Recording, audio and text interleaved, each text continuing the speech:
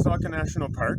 We had a good rainfall earlier this week, so we just decided to come and to see now what has started into growth since the rains have arrived.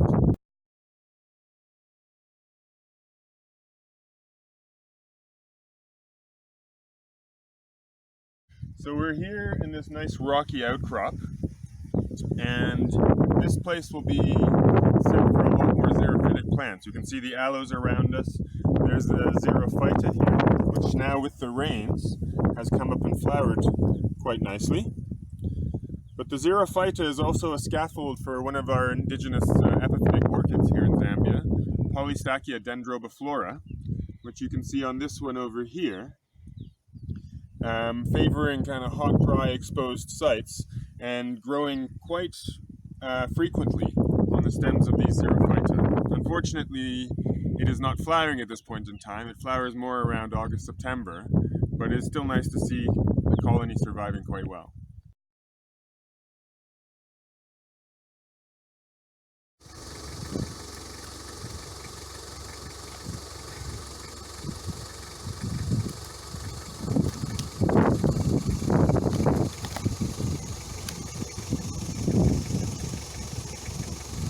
Not going to recover.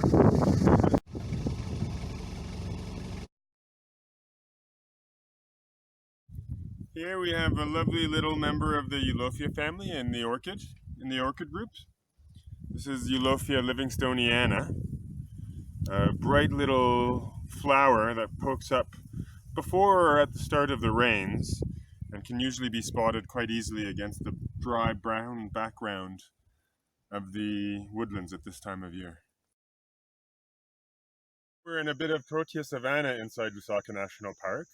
This is a bit of specialized habitat where the proteas dominate. So let's go have a look and see what we can find. This here is Protea gigoide.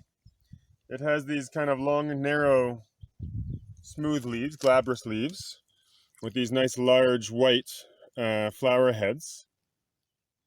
The shrub will normally reach about 3 to 4 meters tall and give kind of a nice spread, but is obviously susceptible to annual fires that come through, which will kind of distort the shape from a nice roundish shape to one that's more reaching.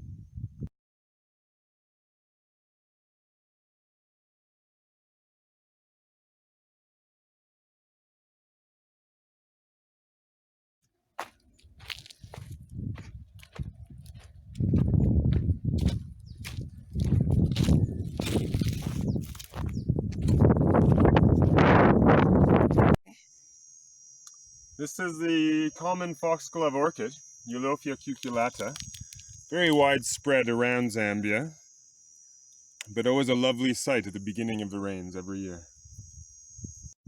This little beauty here is Hypoxis goethesii, sometimes also called yellow stargrass or even the African potato. A very early bloomer at the beginning of the rain, sometimes coming up just before the rain, sometimes just after a good rain. But the flowers will only be open in the sunshine. On an overcast day, they will stay closed until the sun returns.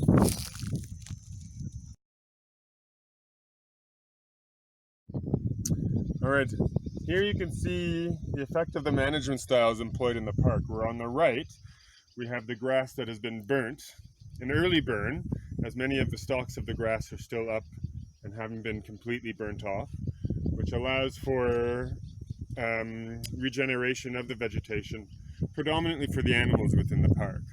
And then on the left, this section that hasn't been burnt, with the dry grass growing almost up to 2 meters tall in some cases, and persisting over the course of this dry season, and now with the rains, flush of new growth will come up through it.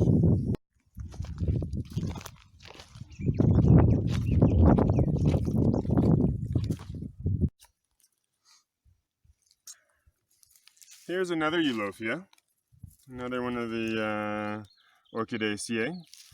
This is Eulofia speciosa, another widespread species across different areas of Zambia, existing in these kind of miombo woodlands as I'm sitting in here right now, but then also actually into some of the Dambo grasslands, which always pops up this time of year, roughly October, November, with their beautiful bright yellow flowers with slightly darker veining in the throat of the lip.